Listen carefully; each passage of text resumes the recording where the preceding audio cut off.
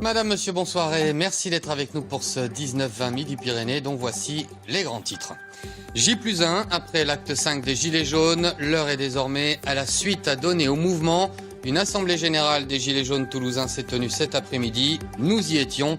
Et pour réagir à cette actualité, nous recevons Valérie Rabault, députée socialiste du Tarn-et-Garonne. Bonsoir madame et à tout à l'heure. Bonsoir. Carton plein pour nos équipes régionales lors de la 4e journée de Coupe d'Europe. De rugby, Toulouse s'est imposée face au Wasps. Castres gagne à l'arraché contre le Munster. Résumé de ces deux matchs à suivre dans cette édition.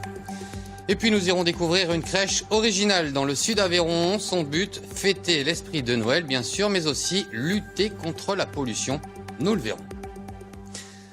L'acte 5 des Gilets jaunes marquera-t-il la fin du mouvement? Nous le verrons dans un instant, mais il a en tout cas perturbé une nouvelle fois l'activité du centre-ville toulousain hier. À quelques jours de Noël, pas vraiment une bonne nouvelle pour le commerce. Heureusement, il y a toujours les dimanches pour se rattraper. Ambiance aujourd'hui dans la Ville Rose avec Julie Valin et Eric Korevitz. Les allées du marché de Noël retrouvent un peu d'animation. Rien à voir avec la veille au soir où les CRS avaient dû évacuer le public après la manifestation des Gilets jaunes. Pourtant, les commerçants ont du mal à garder le sourire. Il n'y a pas beaucoup de monde pour un dimanche. Il y a de moins en moins de monde, je trouve, au marché de Noël. Après, avec ce qui s'est passé à Strasbourg aussi, les gens sont un peu réticents. Malgré la pluie, les Toulousains reprennent goût à la flânerie. Ils ont évité le centre-ville pendant des semaines. Désormais, ils pensent à Noël et sont beaucoup plus sereins. Avec les manifestations qu'il y a eu dernièrement, c'était assez compliqué de venir. Et puis voilà, en termes de sécurité aussi, bon, pas forcément évident. Donc ouais, voilà, on a profité aujourd'hui, c'est un peu plus calme. C'était l'histoire de retourner au centre-ville, de ne pas faire ses achats forcément sur Internet et de voir un petit peu ce qu'on pouvait faire au centre-ville avec des commerçants de proximité. Cette commerçante a perdu 40% de son chiffre d'affaires. Pour elle, ce sera compliqué de rattraper un tel manque à gagner. Il nous reste une semaine à travailler. On sera ouvert 7 jours sur 7, bien sûr. Mais je pense maintenant c'est trop tard. Et ce cas est loin d'être isolé. Après les débordements et les violences en marge de la mobilisation des Gilets jaunes, 200 commerçants indépendants pourraient mettre la clé sous la porte. Il reste 9 jours aujourd'hui, pendant lesquels, écoutez, je pense qu'il faut revenir à la magie de Noël, revenir dans le centre-ville de Toulouse et effectivement participer, on va le dire, au sauvetage des petits commerçants indépendants. Stationnement gratuit, distribution de tickets de métro et de bus jusqu'au 23 décembre. La municipalité a mis les bouchées doubles pour inciter les Toulousains à venir faire leurs achats de Noël en centre-ville. Même si Toulouse a plutôt été un contre-exemple, l'acte 5 des Gilets jaunes a vu une mobilisation de moitié en France par rapport à la semaine dernière. Un essoufflement qui pose la question de la suite à donner à ce mouvement. Une assemblée générale des Gilets jaunes toulousains s'est penchée sur ce problème aujourd'hui. Christine Ravier, Xavier Marchand. C'est le nouveau monde, la 6ème République, avec de nouveaux droits constitutionnels. Myriam a une trentaine de points à cocher. C'est l'objectif de l'AG d'aujourd'hui. Connaître l'avis de chacun sur des propositions constitutionnelles et d'autres pour changer les lois. On nous demande de voter avec A primordial, B important, C secondaire et D inutile. Et donc on parle de la fraude fiscale, on parle de la suppression de la TVA pour les denrées de première nécessité, le pain, le lait, le beurre. Les Gilets jaunes de Toulouse ne veulent pas élire de représentants, mais ils savent que le temps est venu de s'organiser. On veut vraiment redonner la parole au peuple, par le peuple, et revoir un petit peu cette société défaillante et ce gouvernement qui ne nous montre aucune transparence et qui n'a lui non plus aucune légitimité face au mouvement des Gilets jaunes. La 6ème République est un sujet principal au sein des Gilets jaunes. Et l'organisation politique aussi est un sujet principal. C'est-à-dire le fait de détruire cette organisation politique pour en créer une autre beaucoup plus démocratique. En attendant, 3 commissions vont être créées sur la politique, les actions et la communication.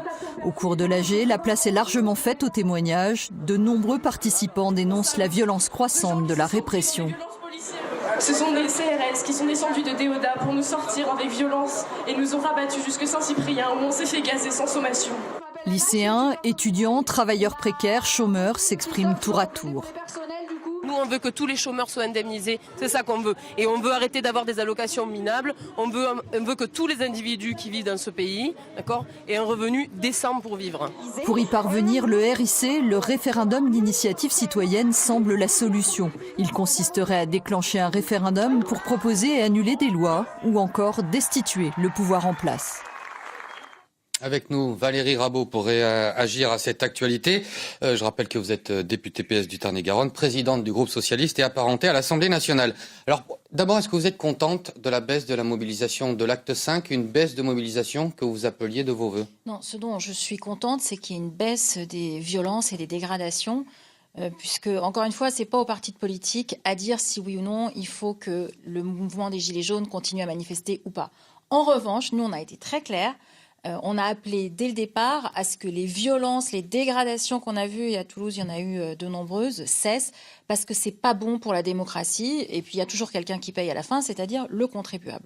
Donc oui, je suis contente qu'il y ait une baisse de ces dégradations, même si par endroits, on a encore constaté quelques heurts ici ou là. Bon, vous dites quand même que le combat doit se mener à l'Assemblée, il ne doit pas donc se poursuivre dans la rue.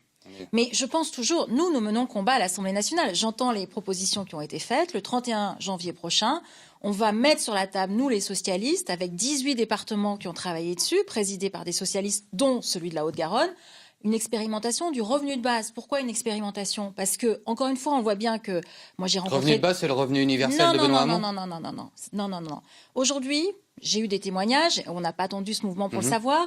Vous avez une dame qui m'a dit « j'ai été augmentée de 40 € sur le mois et j'ai perdu 1 000 € de prestations sociales » parce qu'il y a des seuils qui sont extrêmement, j'ai envie de dire, nocifs. Le revenu de base qui est proposé, c'est de dire qu'on a un continuum, c'est-à-dire qu'on ne se retrouve pas avec un couperet. On demande au gouvernement, nous, socialistes, de faire en sorte qu'on puisse avoir la possibilité de cette expérimentation. C'est de dire il faut tester pour voir si les lois fonctionnent bien. On lui demande de pouvoir tester sur 60 000 personnes. Ça, c'est quelque chose de très novateur et qui a été porté par les conseils départementaux socialistes. C'est un exemple, il y en aurait beaucoup d'autres. Le président Macron, c'est quand même lui qui est montré du doigt par les Gilets jaunes.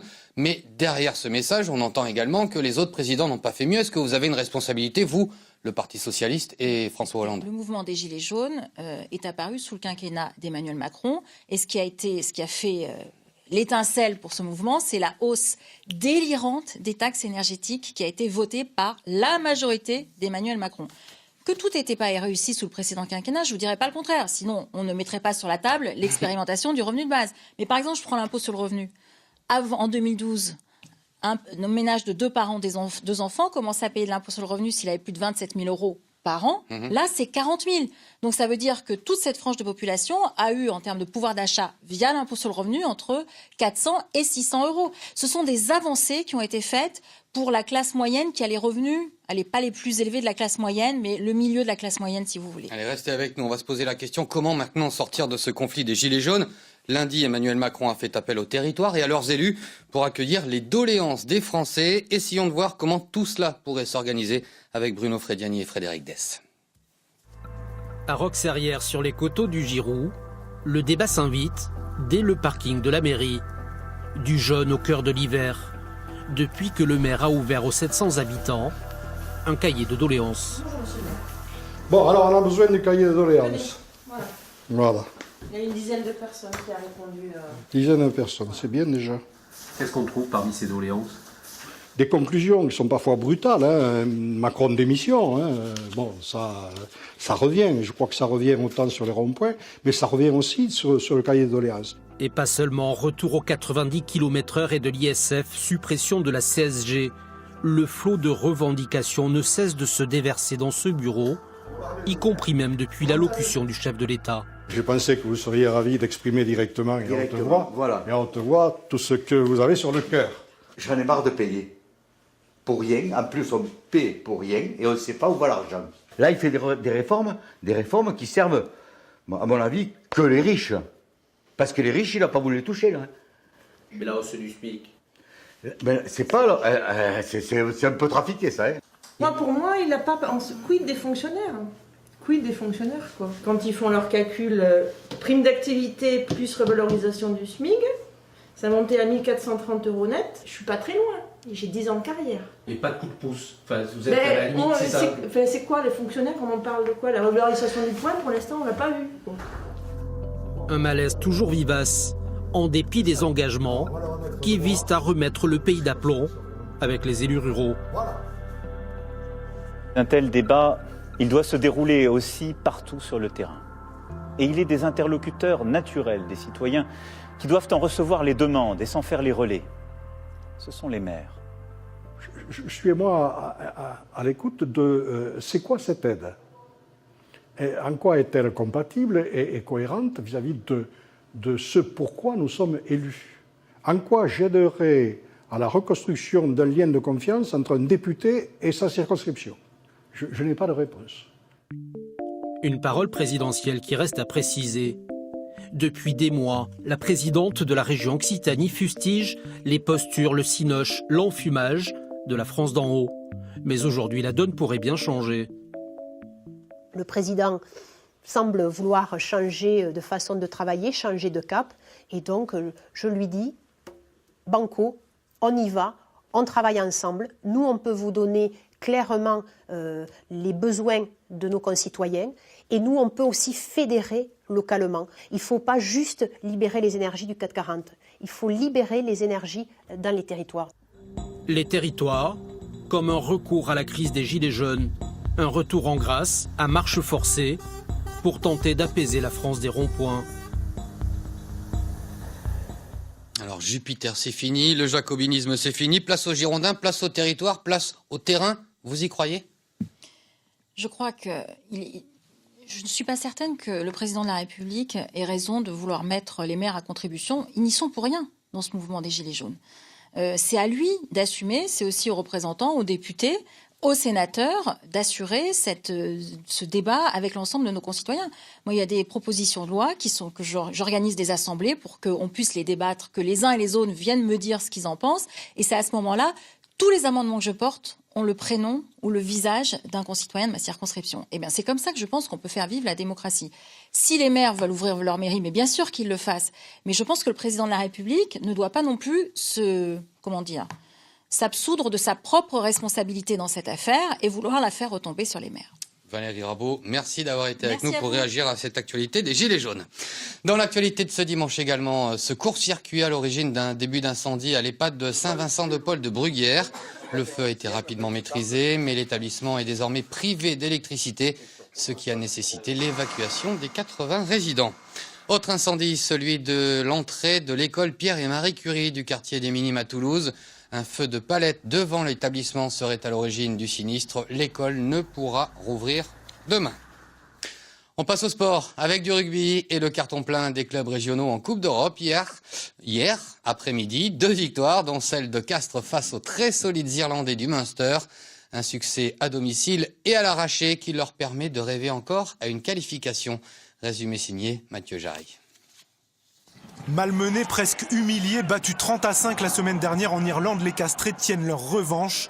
Une victoire étriquée obtenue grâce à l'agressivité défensive et grâce à un essai, le seul de la rencontre, marqué par Fanounou après une longue séquence devant la ligne du Munster et validé par l'arbitrage vidéo. C'était important de se dire les choses en face, de se regarder au-delà du match, au-delà que ce soit le Munster. Ça aurait été n'importe qui ce soir, c'était d'abord se retrouver nous et c'est ce qu'on a fait. Urda Pilieta complète le score sur pénalité pour le CO. En face, Carberry passe 4 coups de pied pour la province irlandaise, mais en manque 3.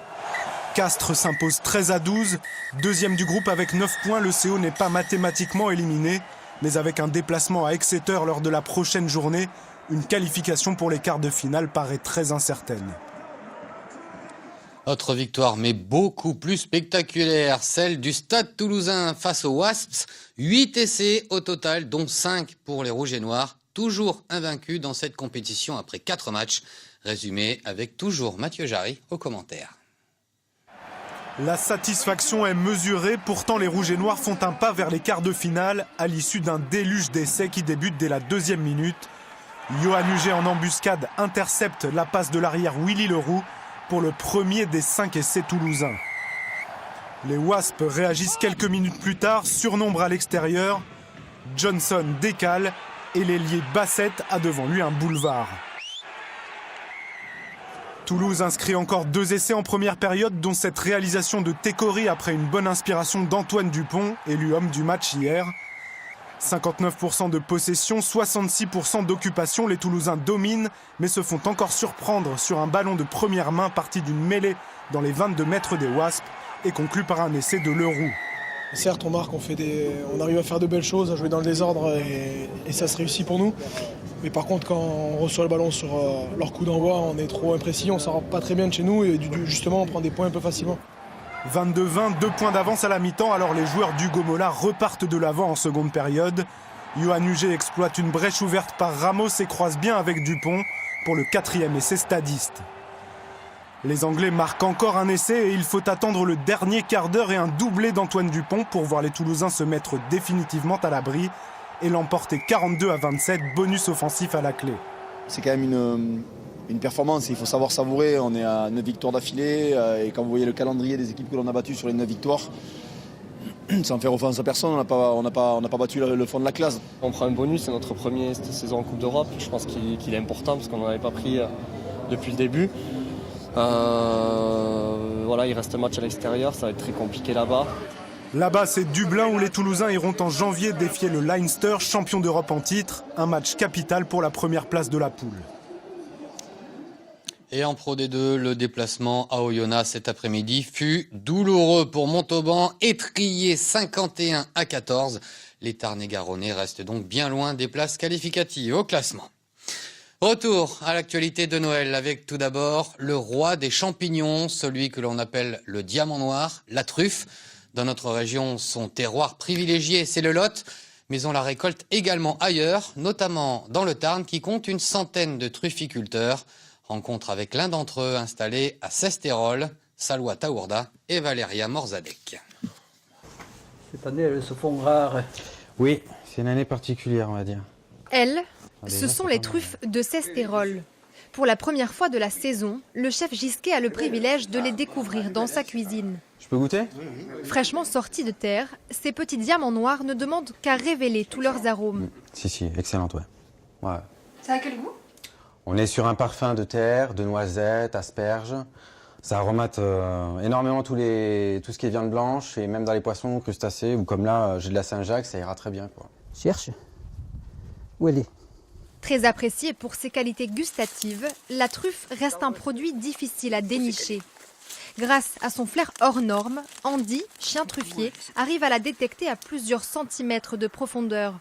Un allié indispensable pour Guy, trufficulteur depuis 18 ans. C'est au pied de ces chênes qu'il a lui-même planté que le champignon se développe. C'est un arbre qui a été mycorhizé, c'est-à-dire qu'on a planté un gland dans un pot avec de la terre et de la truffe mélangée. Donc sur les racines de l'arbre, il se forment des mycorhizes. De ces mycorhizes part du mycélium qui s'étale dans le sol. Et c'est ce mycélium qui produit et qui nourrit la truffe. Aujourd'hui, l'exploitation compte près de 600 arbres, car la trufficulture est devenue pour ce retraité une activité à part entière. Dans un bon jour comme celui-ci, sa patience est récompensée. On les vend entre 800 et 1000 euros le kilo. On en a à peu près pour 250 euros. Des truffes que Guy revendra à des particuliers ou des restaurateurs locaux, plus souvent à la pièce qu'au kilo. Car cette année, la récolte est moins fructueuse à cause des faibles pluies. Dans l'assiette, aucune différence. Ce produit, noble, se marie parfaitement à n'importe quel autre aliment. De quoi créer un plat d'exception pour les fêtes, période pendant laquelle le cours de la truffe bat des records. Très bon, avec la noisette, la menthe. Moi j'aime bien ce côté asperge de la Saint-Jacques. Et avec la truffe, là, c'est parfait, quoi. Voilà. Ça marie bien. Ouais. Là, on a un bon plat. Pas trop assaisonné, juste ce qu'il faut. Idéal, avec le céleri et tout. Bon appétit si vous êtes à table. Esprit de Noël encore avec une crèche originale et d'actualité puisque son but est de sensibiliser à la pollution de la planète. L'idée est venue d'une association dans le petit village de Briols dans le sud Aveyron et c'est à découvrir avec Mathilde de Flaménil et Régis de Kecker. Des coquillages prisonniers, des moutons pollués ou des oiseaux en détresse, ici l'environnement de la crèche a pris des allures de fin du monde. Un décor alarmant en guise de SOS et un scénario pas si loin de la réalité. C'est une grande vague, c'est la vague qui se promène sur l'océan, qui a récupéré des vieilles bouteilles, des bouteilles de plastique, du plastique, des bouchons, et qui a formé ce fameux 6e continent. Nous sommes donc allés, les petites mains de Briols, nous sommes allés sur le 6e continent, nous sommes allés récupérer tous ces fameux déchets et nous avons fait la crèche. Joindre l'éthique à l'esthétique. Dans ce village de 50 habitants, la crèche à thème est devenue depuis maintenant 7 ans une tradition pour l'association de sauvegarde du patrimoine. L'écologie s'est imposée pour 2018 comme une évidence.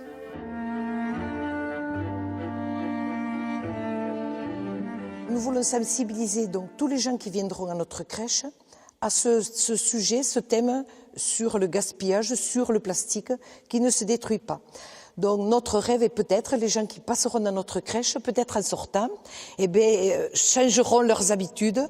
Coller, découper, assembler, imaginer, ici plusieurs dizaines de bénévoles ont travaillé. Le résultat s'expose dans l'église, véritable lieu de vie du village, sauvé in extremis par une poignée d'habitants. En septembre 2003, on nous annonçait que la décision de la détruire avait été prise et les crédits quasiment votés. On a monté une association parce que ça n'a pas plu à la grosse majorité de la population. Et donc à partir de là, l'association, contre toute attente, a bien démarré, a bien fonctionné.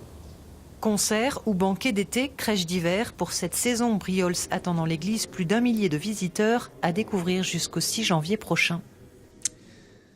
Voilà, avant de se quitter, un coup d'œil à l'agenda de la semaine à venir, avec tout d'abord la suite du procès des 2 meurtriers présumés d'Eva Bourseau, 2 jeunes gens qui ont sombré dans la drogue et tué leur ami en 2015 dans son appartement toulousain. Mardi, nouveau chapitre social avec une manifestation de retraités pour réclamer notamment le dégel des pensions et l'annulation de la hausse de la CSG. Enfin, jeudi, ce sera l'annonce du jugement en appel dans le dossier Al-Badr, du nom de cette école coranique toulousaine. Son directeur, condamné en première instance en 2016 pour enseignement non conforme, avait fait appel. Il avait donc été rejugé en novembre dernier. Dans un instant, la suite de ce 19-20 avec l'édition nationale et internationale. Retour de l'info en Midi-Pyrénées. Demain midi avec Bruno Frediani. Demain soir avec Frédéric Fraisse. Très bonne fin de soirée. À très bientôt sur France 3.